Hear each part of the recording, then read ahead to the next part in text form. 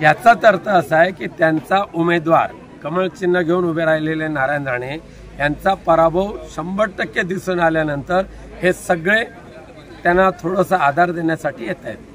आमचे मात्र उद्धवजी ठाकरे, आदित्यजी ठाकरे आणि आमचे इंडिया आघाडीचे सर्व स्थानिक पदाधिकारी यांच्यावर आमचा विश्वास आहे।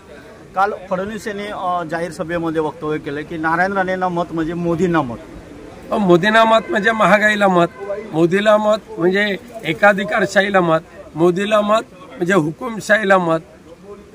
नारायण राणे काल भाषणामध्ये असं म्हणाले, जर मी खासदार झालो तर या कोकणचा कॅलिफोर्निया करेल। ह्या 3 वर्षामध्ये नव्हे, 3 वर्ष केंद्रीय मंत्री आहेत, हे बिचाऱ्या नारायण राणेंना आता कदाचित आठवत नसेल। ह्या कोकणचे मुख्यमंत्री नारायण राणे राहिलेले आहेत, मागची 30 वर्ष सत्तेमध्ये राहिलेले आहेत, त्याचं सुद्धा त्यांना आता स्मरण होत नसेल।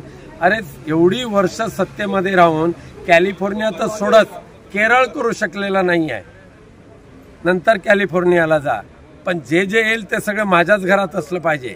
मंत्रिपद माझ्या घरात, खासदारकी माझ्या घरात, आमदारकी माझ्या घरात, ट्रेनिंग सेंटर माझ्या घरात, सेंट्रल MSMEचा उद्योग माझ्या घरात, लोकांच्या गोरगरिबांच्या जमिनी माझ्या घशात, मेडिकल कॉलेज माझ्या घशात, इंजिनिअरिंग कॉलेज माझ्या घशात। आणखी काय करणार आहे? काय ही कोकण भूमी लुटायची किती शिल्लक ठेवलेली आहे? सकाळी नितेश राणेंनी आपल्या जाहीरनाम्यावर बोलताना असं एक वक्तव्य केलं की यांचा जाहीरनामा म्हणजे सकाळी नळाला पाणी नाही आलं तर वापरता येईल। हो, मला पहाटेच्या वेळेला म्हणजे करणारे जे आहेत कोंबडा जागवणारे ते त्याची भूमिका ते बजावत आहेत। एक भारतीय जनता पक्षाने एक भुंकण्यासाठी पाळीव प्राणी पाळलेले आहेत, त्याच्यातले ते।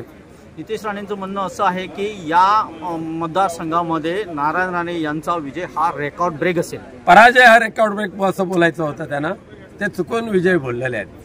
भाई, उद्या आपल्या प्रचारासाठी उद्धव ठाकरे येत आहेत, मात्र काल नारायण राणे असतील किंवा फडणवीस असतील आपल्यावर आरोप केलेले आहेत किंवा शिवसेनेवर आरोप केलेले आहे, याचं उत्तर कसं देतील? उद्या उद्धवजीच आहेत, ते त्यांच्या पद्धतीत देतीलच आरोप, म्हणजे उत्तर देतील, पण त्यांना त्यांची काळी कारकीर्द ह्या महाराष्ट्रामध्ये आणि देशामध्ये सुरू आहे, त्याचा पर्दाफाश, त्याचा पंचनामा उद्याच्या जाहीर सभेमध्ये उद्धवजी ठाकरे करतील।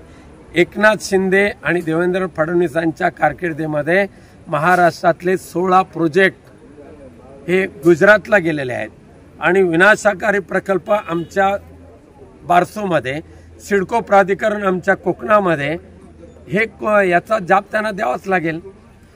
नाणार प्रकल्प प्रामुख्याने गाजत होता, मात्र आता कालच्या प्रचार सभेत देखील कोणतेही वक्तव्य नाणारच्या बाबतीत झालेलं नाही, काय सांगतात? लोकांचा होत असलेला प्रखर विरोध आणि लोक जे थप्पड देणार आहेत ते जाणून त्यांनी विरोध केला, म्हणजे उच्चारच केलेला नाही।